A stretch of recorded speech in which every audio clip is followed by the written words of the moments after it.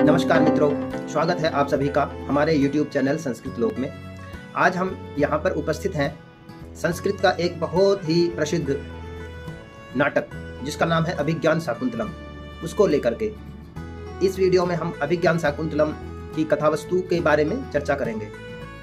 तो जैसा कि आप सभी जानते हैं, इसके बारे में कहा गया है कि काव्येषु नाटकम रम्यम तत्र रम्या शकुंतला, यानी कि काव्यों में सबसे अच्छा, सबसे श्रेष्ठ नाटक होता है जो सबके मन को लुभाता है, और नाटकों में भी सबसे श्रेष्ठ होता है अभिज्ञान शाकुंतलम। अभिज्ञान शाकुंतलम से रमणीय, सुंदर, मन को लुभाने वाला नाटक दूसरा नहीं है, ये कहना चाह रहे हैं। इसको लिखने वाले महाकवि कालिदास जी के बारे में लोग कहते हैं कि वो संस्कृत के शेक्सपियर हैं। जो स्थान इंग्लिश काव्य में, इंग्लिश पोएम्स में शेक्सपियर को दिया गया है, वही स्थान लोग महाकवि कालिदास को संस्कृत के काव्यों में प्रदान करते हैं। और अभिज्ञान शाकुंतलम के बारे में एक विशेष बात यह है कि यही वो नाटक है जिसका अनुवाद सबसे पहले संस्कृत से अंग्रेजी में किया गया था।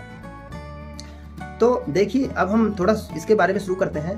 अभिज्ञान शाकुंतलम जो काव्य है, इसकी कथा वस्तु महाकवि कालिदास ने महाभारत के आदि पर्व से ली है।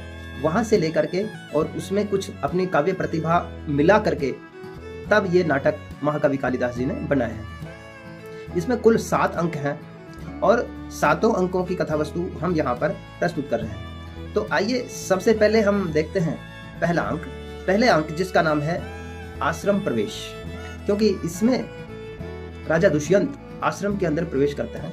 शुरुआत होती है अंक की, तो हम वहाँ पर देखते हैं कि राजा दुष्यंत एक मृग का पीछा करते हुए, एक हिरण का पीछा करते हुए कर्ण के आश्रम की तरफ जा रहे हैं, लेकिन वो अभी आश्रम में पहुंचे नहीं है, वो जंगल में है। हिरण बहुत तेजी से भागा हुआ जा रहा है और राजा दुष्यंत अपने रथ में बैठे हुए उसका पीछा उतनी ही तेजी से कर रहे हैं। क्योंकि हिरण को अपनी जान का खतरा है, इसलिए वो पूरी ताकत से भाग रहा है, और जैसे ही राजा उसके समीप आते हैं वैसे ही हिरण इधर उधर हो जाता है। लेकिन एक समय ऐसा आता है कि राजा बिल्कुल तैयार हैं और वो तीर छोड़ने वाले हैं, और तीर छोड़ते ही मृग हिरण का शिकार होना अवश्यंभावी था। लेकिन तभी वहां पर एक आश्रम का ब्रह्मचारी जिसका नाम वेखानस है, वो वहां पर आ जाते हैं और राजा को कहते हैं कि राजा, इस मृग को आप मत मारिए। वो कहते हैं आश्रम मृगो अयम न हंतव्यो न, यानी कि ये आश्रम का मृग है, इसलिए आपको इसे नहीं मारना चाहिए। और राजा दुष्यंत ब्रह्मचारियों की, ऋषियों की, मुनियों की बातें सिर माथे पर लेते हैं और उस मृग का पीछा छोड़ देते हैं, और इस तरह से मृग वहां से निकल जाता है।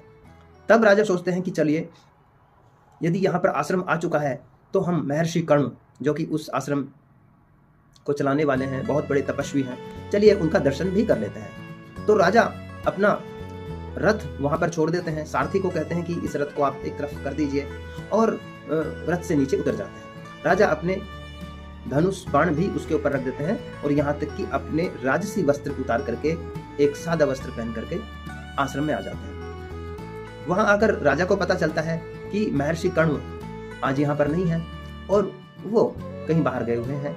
उन्होंने अपने पीछे से मेनका को वहां पर आतिथ्य के लिए छोड़ा हुआ है।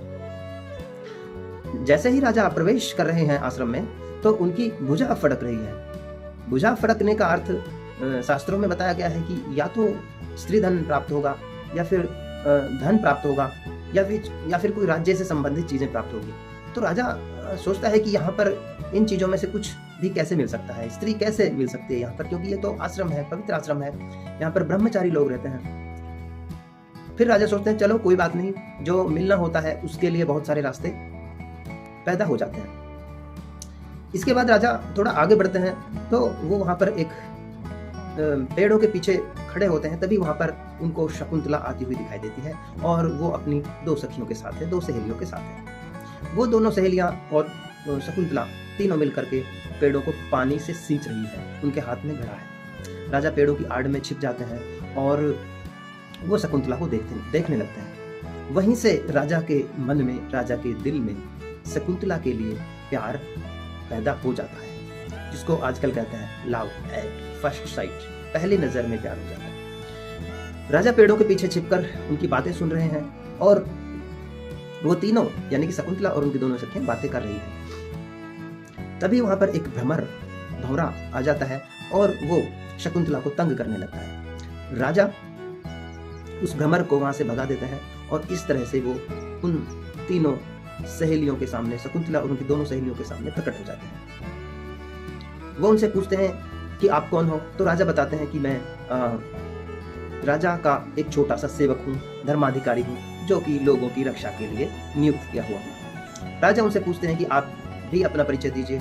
तो वो सहेलियां बताती हैं कि ये महर्षि कण्व की पुत्री शकुंतला है और हम इनकी सहेलियां हैं। तो राजा के मन में एकदम से सवाल उठता है कि महर्षि कण्व तो ब्रह्मचारी हैं और अगर वो ब्रह्मचारी हैं तो उनको पुत्री कैसे हो सकती है?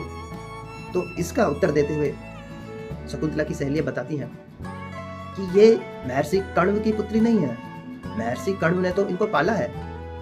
ये हैं विश्वामित्र और मेनका की पुत्री।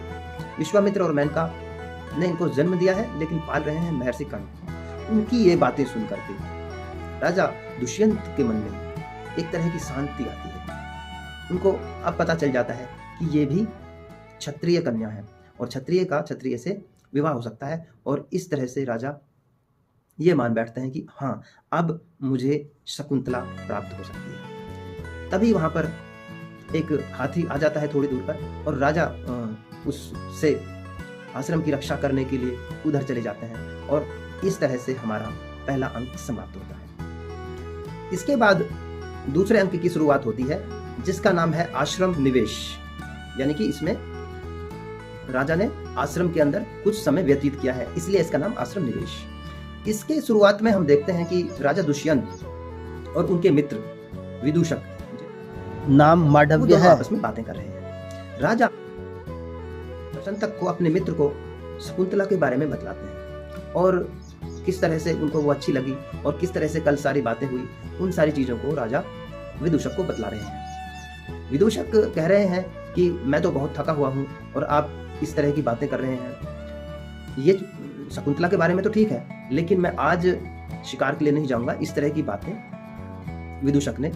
विदूषक राजा से बोल रहा है। इतना हो रहा है, तभी वहां पर राजा के घर से एक संदेश आता है। राजा की माता संदेश भेजती है कि आपको तुरंत ही राजधानी वापस के लिए वापस पहुंचना है, क्योंकि राजा की माता, दुष्यंत की माता एक अनुष्ठान कर रही है और उसमें पुत्र का रहना आवश्यक है, यानी कि दुष्यंत का रहना आवश्यक है। तो दुष्यंत यहाँ पर दुविधा में पड़ जाते हैं। वो सोचते हैं कि अगर मैं घर चला जाऊंगा तो फिर मेरी और शकुंतला की जो प्रेम कहानी है वो यहीं पर रह जाएगी और इस तरह से मुझे नुकसान हो जाएगा, और यदि मैं घर नहीं जाता हूँ तो माता को अच्छा नहीं लगेगा, वो भी ठीक नहीं है। तो दुष्यंत यहाँ पर एक तरह से दुविधा में फंस जाते हैं, जाऊं या ना जाऊं। तभी वहां पर एक ब्रह्मचारी आते हैं, 2 ब्रह्मचारी आते हैं और वो राजा से प्रार्थना करते हैं कि राजा, आप कृपया करके कुछ दिन यहाँ पर रुक जाइए, क्योंकि यहाँ पर जो राक्षस लोग हैं, जो शैतान लोग हैं, दुष्ट लोग हैं, वो ऋषि मुनियों के यज्ञ में बाधा डालते हैं। तो यदि राजा यहाँ पर कुछ दिन रहेंगे तो वो लोग डर के यहाँ से भाग जाएंगे और इस तरह से आश्रमवासियों की दुष्टों से रक्षा हो जाएगी। राजा तो वहाँ रुकना ही चाह रहे थे, उन्होंने तुरंत हाँ भर दी और खुद वहाँ रुकने के लिए तैयार हो गए। उन्होंने अपने मित्र विदूषक से कहा कि आप घर चले जाइए और मेरी जगह पर आप माता के पुत्र बनकर जाइए और आप यहाँ से पूरी तरह से राजा की तरह जाएंगे। जैसे मैं राजा हूँ ऐसे ही आप राजा बनकर जाएंगे, आप मेरी माँ के बेटे बनकर जाएंगे। ये सुनकर के विदूषक तैयार हो जाता है, क्योंकि एक तो उसको राजा वाला ट्रीटमेंट मिलने वाला था और दूसरा उसको शिकार से बचने का मौका मिल रहा था, तो इसलिए विदूषक तैयार हो जाता है। उसके जाने से पहले राजा दुष्यंत उनसे बोलते हैं कि मैंने कल आपको शकुंतला के बारे में जो जो बतलाया था वो सब गलत था, वो सब झूठ था, मैं तो केवल आपसे मजाक कर रहा था। असल में राजा इस बात को छिपाना चाह रहे थे और उनको ये डर था कि कहीं ऐसा ना हो कि विदूषक वहां जाकर के सबको सच्चाई बतला दे और इस तरह से सबको इसके बारे में पता चल जाए। विदूषक कहता है कि ठीक है, मैं किसी को कुछ नहीं बताऊंगा और मैं यह समझूंगा कि ये सब जो है हुआ ही नहीं। इस तरह से विदूषक वहाँ से चला जाता है और दूसरे अंक की समाप्ति होती है। इसके बाद तीसरे अंक की शुरुआत होती है, प्रारंभ होता है, और इस अंक का नाम है मिलन अंक, क्योंकि इस अंक में, तीसरे अंक में राजा दुष्यंत और शकुंतला आपस में मिल जाते हैं। तो देखिए क्या होता है कि अंक के शुरुआत में शकुंतला एक लता मंडप में बैठी हुई है, यानी कि लताओं का एक तरह से एक समूह है और जिसके अंदर बहुत ज़्यादा छाया है। उसके अंदर एक पत्थर की शिला है जिसके ऊपर शकुंतला बैठी हुई है और उसके पास में उसकी दोनों सखियां बैठी हुई हैं। तीनों आपस में दुष्यंत के बारे में बात कर रही हैं और शकुंतला अपनी सखियों को कहती है कि मैं दुष्यंत से बहुत प्यार तो करती हूँ, लेकिन मैं उनको बताने में बहुत संकोच अनुभव कर रही हूँ। मुझे ये समझ नहीं आ रहा कि मैं दुष्यंत को अपने दिल की बात कैसे बतलाऊं। तो इस तरह की बातें चली रही हैं कि उनमें से एक सहेली उनको राय देती है कि हम ऐसा करते हैं, एक पत्र लिखते हैं। तो पत्र लिखने के लिए एक पत्ता लिया जाता है, लता का ही पत्ता है, बेल का एक पत्ता है थोड़ा बड़ा, और उसके ऊपर नाखूनों से पत्र लिखा जाता है। तो देखा जाए तो ये उस समय का प्रेम पत्र, लव लेटर लिखा जा रहा था। तो शकुंतला उनको बता रही थी और उसकी सहेली पत्र लिख रही थी। उसी समय वहां पर राजा आ जाते हैं, लेकिन वो छिप कर उनको देख रहे हैं और उनकी सारी बातें सुन रहे हैं। राजा बहुत खुश होते हैं क्योंकि अब उनको ये पता चल चुका था कि जिस तरह से मेरे मन में शकुंतला के लिए प्यार है, उसी तरह शकुंतला के मन में भी मेरे लिए प्यार है। दोनों तरफ से प्यार है, ये सोच करके राजा खुश हो जाते हैं और कुछ देर बाद वो वहां पर उनके सामने आ जाते हैं और वो भी शकुंतला को अपने दिल की बात बताते हैं। तो इस तरह से दोनों वहां पर एक दूसरे को बातें बतलाते हैं और दोनों का मिलन होता है। सखियां वहां पर बाहर खड़ी हो जाती हैं। कुछ देर तक दुष्यंत और शकुंतला आपस में बातें कर रहे हैं। कुछ देर बाद वहां पर गौतमी आ जाती है। गौतमी जो कि आश्रम की एक वृद्धा है, तपस्विनी है, वो वहां पर आ जाती है और उनको सभी लोग अपनी माँ की तरह मानते हैं। तो जैसे ही उनको दूर से आता हुआ देखते हैं तो शकुंतला की सखियां शकुंतला को इशारा कर देती हैं कि गौतमी आ रही है। जैसे ही उनके आने की खबर सुनती हैं तो शकुंतला शिला पर लेट जाती है और राजा दुष्यंत वहां से खड़े होकर के पेड़ों की आड़ में छिप जाते हैं ताकि उनको कोई देख ना पाए। गौतमी आकर वहां से शकुंतला से पूछती है कि तुम्हारी तबीयत जो सुबह खराब थी, बुखार था, वो कैसी है? तो शकुंतला कहती है कि अब मैं कुछ ठीक हूँ। और इस तरह से शकुंतला और गौतमी वहां से चली जाती हैं और उसकी सखियां भी। जाते जाते शकुंतला कहती है कि हे लता के झुंड, तुम्हारी वजह से आज मुझे बहुत शांति मिली है। वो कहना चाह रही थी कि राजा दुष्यंत, तुम्हारी वजह से मुझे शांति मिली है, लेकिन वो गौतमी को पता ना चले, इस तरह से छिपा के बातें की जा रही थी। और फिर वो ये भी कहती है शकुंतला कि जिस तरह से आज तुमने मुझे छाया दी है, कल भी तुम मुझे छाया देना, कल भी मैं तुम्हारे पास आना चाहूंगी। तो इस तरह से वो दुष्यंत को कहती है कि कल भी हम दोनों मिलना चाहते हैं। तो इस तरह से देखा जाए तो उन दोनों का गांधर्व विवाह हो जाता है। तो क्योंकि इसमें इनका विवाह भी हो जाता है और मिलन भी हो जाता है और इस तरह से तीसरे अंक की समाप्ति होती है। मित्रों, अब हम चौथे अंक की शुरुआत करते हैं। चौथा अंक अभिज्ञान शाकुंतलम का बहुत ही ज़्यादा इम्पोर्टेंट है, बहुत ही ज़्यादा प्रसिद्ध है और इसके बारे में कहा गया है, जैसे कि हमने शुरुआत में इस वीडियो के शुरू में आपको बताया था कि अभिज्ञान शाकुंतलम के बारे में एक श्लोक है, काव्येषु नाटकम रम्यम तत्र रम्या शकुंतला। और उस श्लोक में ये भी जोड़ा जाता है कि तत्रापि चतुर्थो अंक तत्र श्लोक चतुष्टयम, कि अभिज्ञान शाकुंतलम तो बहुत रमणीय है ही, इस अभिज्ञान शाकुंतलम में भी इसका चौथा अंक बहुत ही ज्यादा रमणीय है और चौथे अंक में भी 4 श्लोक बहुत ही ज्यादा प्रिय होते हैं। तो आइए इस चौथे अंक की शुरुआत में देखते हैं और हम आपको उन 4 श्लोकों के बारे में भी बतलाएंगे। अंक की शुरुआत होती है कि महर्षि कण्व, इसके शुरुआत में हमें सूचना मिल जाती है कि महर्षि कण्व जहाँ पर भी गए थे वहाँ से वापस आ चुके हैं और अब वो आश्रम में हैं। तो जब वो आश्रम में आ चुके हैं तो शकुंतला की जो दोनों सखियां थी, अनुसूया और प्रियंवदा, वो शकुंतला के बारे में सारी बातें महर्षि कण्व को बतलाना चाहती हैं। वो बतलाना चाहती हैं कि जब आप यहाँ पर नहीं थे तो दुष्यंत राजा दुष्यंत यहाँ पर आए थे और उन्होंने शकुंतला से प्रेम विवाह कर लिया है। लेकिन क्योंकि वो भी समझ नहीं पाती है कि इस बात को किस तरह से महर्षि कणु को बतलाया जाए, लेकिन तभी उनको पता चलता है कि महर्षि कणु को तो ये बात पहले से ही पता लग चुकी है। उनको आकाशवाणी ने या उनकी दिव्य शक्ति ने ये बातें बतला दी है। और अब महर्षि कणु जो है वो शकुंतला की विदा का आयोजन कर रहे हैं। उससे पहले ये होता है कि एक जगह शकुंतला अपनी कुटी के पास में बैठी हुई है, और कुटी में जब वो बैठी हुई होती है तो वहां पर एक ऋषि हैं जिनका नाम है दुर्वासा ऋषि। वो वहां पर आते हैं, वो किसी दूसरे आश्रम से चल के आए थे। उनको आते ही थोड़ा सा ये होना चाहिए था, क्योंकि वो अतिथि हैं, तो शकुंतला को उनका आदर सत्कार करना चाहिए था, उनको पानी के लिए पूछना चाहिए था। लेकिन शकुंतला तो दुष्यंत के प्यार में पूरी तरह से डूबी हुई है, और उनको ये कुछ सुध ही नहीं है कि यहाँ पर कौन आ रहा है, कौन जा रहा है। वो तो केवल अपने प्यार के सागर में गोते लगा रही है।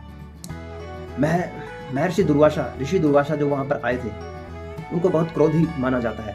और जब वो देखते हैं कि शकुंतला ने उनकी तरफ कुछ ध्यान ही नहीं दिया, उनका हालचाल ही नहीं पूछा, तो वो बहुत गुस्सा हो जाते हैं और वो वहां पर शकुंतला को श्राप दे देते हैं। वो कहते हैं कि हे अभिमानिनी, जिसको याद कर करके तू मुझे देख नहीं रही है, एक दिन वो तुझे भूल जाएगा। और ऐसा कह करके ऋषि दुर्वासा वहां से जाने लगते हैं। जब ये होता हुआ देखते हैं तो शकुंतला की दोनों सखियां अनुसूया और प्रियंवदा, वो दोनों बहुत ही घबरा जाती हैं।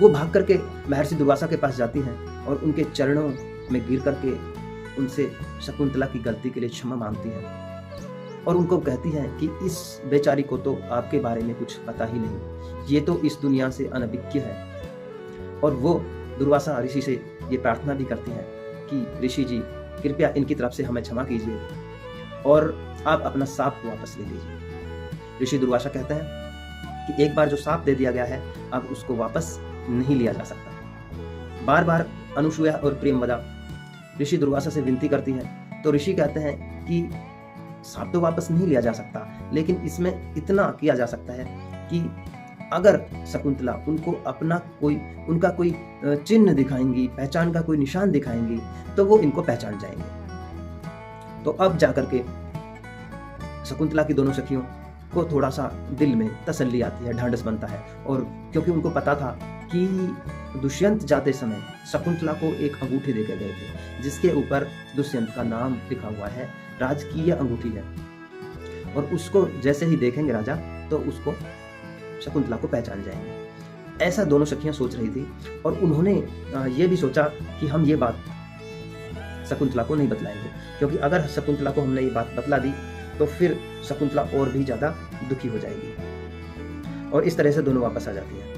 तभी वहां पर महर्षि कण्व आ जाते हैं, और वो एक बहुत ही प्रसिद्ध श्लोक, 4 श्लोकों में से पहला प्रसिद्ध श्लोक बोलते हैं, जो कि है यास्यत्यद्य शकुंतलाति गृहम। उसका भाव यह है कि वो कहना चाहते हैं कि आज शकुंतला यहाँ से चली जाएगी। ये सोच सोच करके मेरा दिल बहुत ही अधीर हो रहा है, मेरे हाथ पैर कांप रहे हैं। और जब मेरा ये हाल है, मैं तो एक ऋषि व्यक्ति हूँ, आश्रम में रहने वाला व्यक्ति हूँ, और मैं घर बार से मोह नहीं रखता हूँ। जब मेरा ये हाल है तो जो गृहस्थ लोग होते हैं, पुत्री की विदाई के समय उनका क्या हाल होता है। उसके बाद दूसरा श्लोक बोलते हैं कि पातुम न प्रथमम व्यवश्यति जलम। इसका भाव यह है कि महर्षि कहते हैं कि जो शकुंतला पहले जिन पेड़ों को पानी दिए बिना खुद पानी नहीं पीती थी, अब वो उनसे दूर हो जाएगी। जिन मृगों के साथ वो रहती थी, उनसे दूर हो जाएगी। तो इनका सबका क्या होगा। ये दूसरे श्लोक का भाव है। तीसरे श्लोक में राजा के लिए, दुष्यंत के लिए महर्षि कण्व संदेश भेजते हैं। हम देखते हैं ना आजकल भी कि जब बेटी की विदाई होती है तो पिता अपने दामाद को अपनी बेटी का ख्याल रखने के लिए बोलते हैं। तो उसी तरह से उस समय भी महर्षि कण्व तो वहाँ जा नहीं रहे थे दुष्यंत से मिलने के लिए, लेकिन वो अपने लोगों को भेज रहे थे और उन्हीं के हाथ संदेश भेजना था। तो वो उनके लिए संदेश भेजते हैं, अस्मान साधु विचिन्त्य, उसका भाव ये है कि वो राजा से कह रहे हैं कि हम तो एक साधु लोग हैं और हमारी जो बेटी है बहुत भोली है, तो आप हर तरह से इसका ख्याल रखें, आप हर तरह से इसकी देखभाल करें। चौथे श्लोक में महर्षि कर्ण अपनी बेटी शकुंतला को उपदेश देते हैं। वो कहते हैं कि शुश्रूषव गुरुन्, इस तरह का पूरा श्लोक है। उसमें वो बतलाते हैं कि तुम अपने बड़ों की इज्जत करना, छोटों से प्यार से रहना, अपनी सपत्नियों के साथ बहनों की तरह रहना, और भी बहुत सारी चीज़ें बतलाई। तो उसमें ये बताया कि आपको वहाँ पे जाकर क्या करना है, किस तरह से रहना है। और इस तरह से इसके बाद महर्षि कर्ण शकुंतला को वहाँ से विदा कर देते हैं और उनके साथ गौतमी जाती हैं, माता गौतमी जाती हैं और कर्ण के 2 शिष्य जाते हैं। और इस तरह से ये अंक समाप्त होता है। लेकिन अंक समाप्त होने से पहले एक और बहुत ही इम्पोर्टेंट, बहुत ही महत्वपूर्ण श्लोक महर्षि कर्ण बोलते हैं। कहते हैं कि अर्थो ही कन्या परकीय एवा, कि कन्या तो आखिर पराई ही है, कि कन्या को तो पराये घर जाना ही है। और इस तरह से इस चौथे अंक का समापन होता है। शकुंतला वहां से चली जाती है। इसके बाद 5वें अंक की शुरुआत होती है, जिसका नाम है प्रत्याख्यान अंक। इसके शुरुआत में हम देखते हैं कि राजा दुष्यंत का दरबार सजा हुआ है और वहाँ पर सभी लोग बैठे हैं, राजा, उसके मंत्री, उसके पुरोहित। तभी वहाँ पर शकुंतला पहुँचती है। उसको साथ लेकर गई हैं गौतमी और महर्षि कण्व के शिष्य, जिनका नाम है सारंगव और सारद्वत। वो वहाँ पर जाकर के राजा को कहते हैं कि हे राजन, ये आपकी पत्नी है, आप इसे स्वीकार कीजिए। और महर्षि कण्व ने इस संबंध को स्वीकार कर लिया है और उन्होंने ही ये आज्ञा दी है कि हम आपकी पत्नी को आपके पास पहुंचाकर आए। राजा उसको देखते हैं और कहते हैं कि ये देवी कौन है, मैं इनको पहचानता नहीं हूँ। राजा मन में सोचते हैं कि ये महिला बहुत सुंदर है और मैं इनको रखना तो चाहता हूँ, लेकिन ये क्योंकि पराई स्त्री है और ये लोग गलती से यहाँ पर आ गए हैं, तो इसलिए मैं पराई स्त्री को रखना तो दूर, आंख उठाकर देखना भी पसंद नहीं करता हूँ। राजा उनको कहते हैं कि ये मेरी पत्नी नहीं है, आप इनको ले जाइए। महर्षि गौतमी, जो कि तपस्विनी है, वो वहाँ पर आई हुई थी। वो कहती है कि नहीं राजा, ये आपकी पत्नी है, आप इनको भूल रहे हैं। शकुंतला स्वयं भी कहती है कि हाँ, मैं आपकी ही पत्नी हूँ, आप उस समय को क्या भूल चुके हैं जो आपने मुझे वचन दिया था। राजा कहते हैं कि मैंने किसी को कोई वचन नहीं दिया। शकुंतला कहती है कि अगर आपने मुझे वचन नहीं दिया, अगर आपने मुझसे विवाह नहीं किया, तो फिर मेरे पास ये अंगूठी कहाँ से आई। और इस तरह से कहकर शकुंतला अपनी अंगुली में से अंगूठी दिखाना चाहती है, लेकिन तभी उनके होश उड़ जाते हैं, क्योंकि शकुंतला की अंगुली में तो अंगूठी ही नहीं थी। असल में वो अंगूठी रास्ते में गिर गई थी। रास्ते में चलते हुए जब वो नदी के मार्ग से आए थे और नाव में बैठे थे, तो शकुंतला बार बार अपने हाथों को पानी में डालकर उससे खेल रही थी और इस तरह से वो अंगूठी निकल करके, अंगुली से निकल करके अंगूठी पानी में गिर गई थी। और इस समय क्योंकि वो अंगूठी नहीं थी, तो राजा ने शकुंतला को पहचानने से इनकार कर दिया। तपस्विनी गौतमी, जो कि शकुंतला के साथ आई थी, और दोनों कण्व शिष्य सारंगव और सारद्वत राजा से बार बार ये विनती करते हैं कि आप अपनी पत्नी को अपने पास रखिए, लेकिन क्योंकि अंगूठी भी अब नहीं थी, तो राजा को कुछ याद आ नहीं रहा था। असल में ये सब दुर्वासा ऋषि के शाप के कारण हो रहा था। दुर्वासा ऋषि ने शाप दिया था कि शकुंतला जिसको याद कर रही है, वो व्यक्ति शकुंतला को भूल जाएगा, और क्योंकि उस समय शकुंतला राजा को ही याद कर रही थी, तो इसलिए उस शाप के कारण दुष्यंत शकुंतला को भूल चुके थे। इस तरह से राजा पहचानने से इनकार कर देते हैं, तो गौतमी, तपस्विनी और दोनों शिष्य बहुत आग बबूला हो जाते हैं, गुस्सा हो जाते हैं, और वो शकुंतला को वहीं पर छोड़कर चले जाते हैं और कहते हैं कि हमें नहीं पता कि ये आपकी पत्नी, आप अपनी पत्नी को स्वीकार कर रहे हैं या नहीं कर रहे हैं। हाँ, हम इनको यहाँ पर छोड़कर जा रहे हैं। और ऐसा कह करके सारंगव और सारद्वत और तपस्विनी गौतमी वहाँ से चले जाते हैं। शकुंतला अकेली वहाँ पर खड़ी रह जाती है, रोती रह जाती है, लेकिन राजा का मन नहीं पसीजता। तब राजा के मंत्री और राजा के पुरोहित उनको कहते हैं कि आप इनको अपने पास रख लीजिए, अपने पास नहीं तो हम इनको अपने घर में रख लेते हैं। और क्योंकि आपको ये वरदान मिला हुआ है, राजा को वरदान मिला हुआ था कि उनका बेटा चक्रवर्ती राजा बनेगा, तो यदि इनका बेटा होता है और वो चक्रवर्ती के उसमें लक्षण होते हैं, तो ये आपकी पत्नी है, ये मान लिया जाएगा। और अगर नहीं होता है तो फिर नहीं माना जाएगा। तो ये बात राजा को जच जाती है और वो तपस्वी से वो अपने पुरोहित से कहते हैं, हाँ इनको आप अपने घर में रख लीजिए। पुरोहित जैसे ही शकुंतला को लेकर अपने घर जा रहे हैं तो रास्ते में ही एक अचंभा होता है, एक चमत्कार होता है और एक दिव्य शक्ति आकर के शकुंतला को वहां से लेकर चली जाती है। वो दिव्य शक्ति असल में शकुंतला की असली माता मेनका ने भेजी थी, अपनी सहेली, और वो शकुंतला को अपने साथ लेकर के चली जाती है। इस तरह से 5वें अंक का समापन होता है। 6ठे अंक की शुरुआत करते हैं। इसका नाम है पश्चाताप अंक। इस अंक के शुरुआत में राजा के दो सैनिक हैं जो कि एक धीवर को पकड़ के ला रहे हैं। उन्होंने धीवर के पास से एक अंगूठी बरामद की है जिसके ऊपर राजा का नाम लिखा हुआ है और वो राजसी अंगूठी है। और सैनिक कह रहे हैं कि तुम चोर हो और तुमने राजा की अंगूठी चुराई है। तो इस अंक के शुरुआत में वो दोनों सैनिक उस धीवर को पकड़ करके राजा के पास ला रहे हैं और वो राजा से कहते हैं कि राजा, इसके पास आपकी अंगूठी मिली है।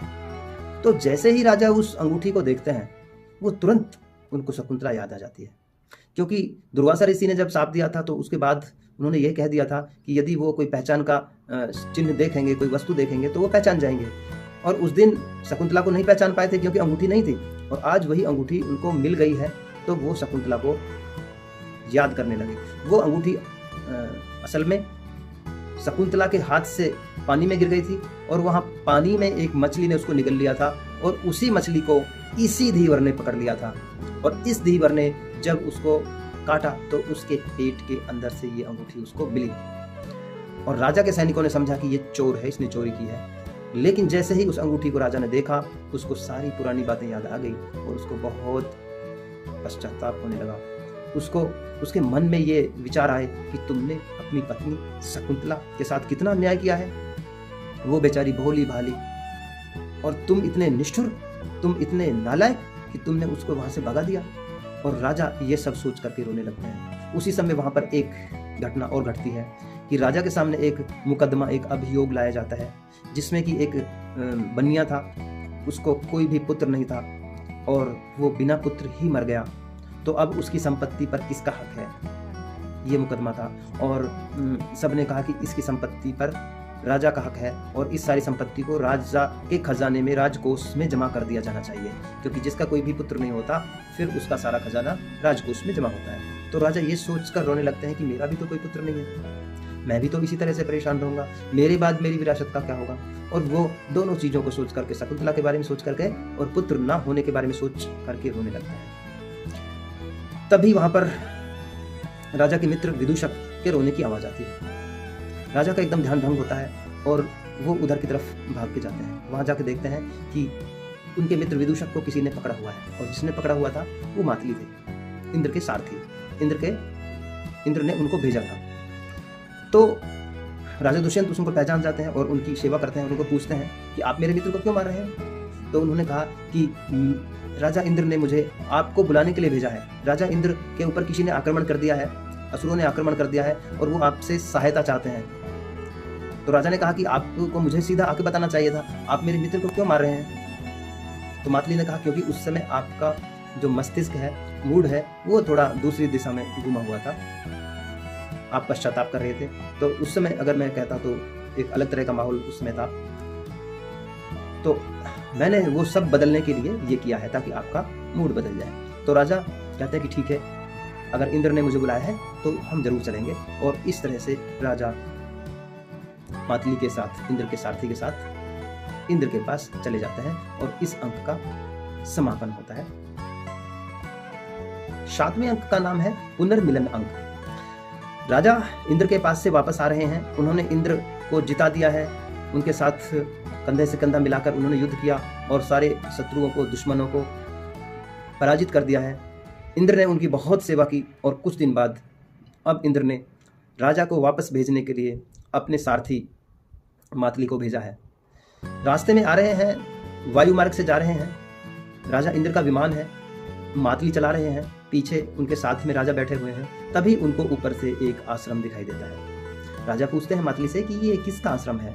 तो मातली बताते हैं कि ये हेमकूट पर्वत है और यहाँ पर महर्षि कश्यप और उनकी पत्नी अदिति का आश्रम है, वो यहाँ पर रहते हैं। तो राजा दुष्यंत कहते हैं कि चलिए उनके दर्शन करते हैं, और इस तरह से रथ को वहां पर उतार लिया जाता है। नीचे उतर करके राजा महर्षि कश्यप से मिलना चाहते हैं, लेकिन तभी वो देखते हैं कि एक छोटा सा लड़का जिसकी उम्र अभी 11-12 साल या 15 साल रही होगी, वो वहां पर खेल रहा है और वो शेर के बच्चों के दांत गिन रहा है। तो राजा उस बच्चे को देख करके बहुत प्रभावित और अचंभित हो जाते हैं कि इस उम्र के बच्चे जो है खिलौनों से खेलते हैं, लेकिन ये शेर के बच्चों से खेल रहा है, शेर के बच्चों के दांत गिन रहा है, शेर से बिल्कुल डर नहीं रहा है, शेरनी पास में ही है। ये देख करके राजा बहुत प्रभावित होते हैं और सोचते हैं कि ये किसका बच्चा होगा। तभी वहां पर उस बच्चे के हाथ से, बच्चे का नाम सर्वदमन है, इन्हीं का नाम बाद में भरत हुआ था, तो बच्चे के हाथ में एक रक्षा सूत्र बंधा हुआ था और वो छूट के खुल करके वहां पर गिर जाता है। राजा तुरंत उसको उठाना चाहते हैं, लेकिन जैसे ही वो उठाना चाहते हैं तो आश्रम के लोग बताते हैं कि आप इसको उठाइए मत। उन्होंने कहा कि क्यों ना उठाएं।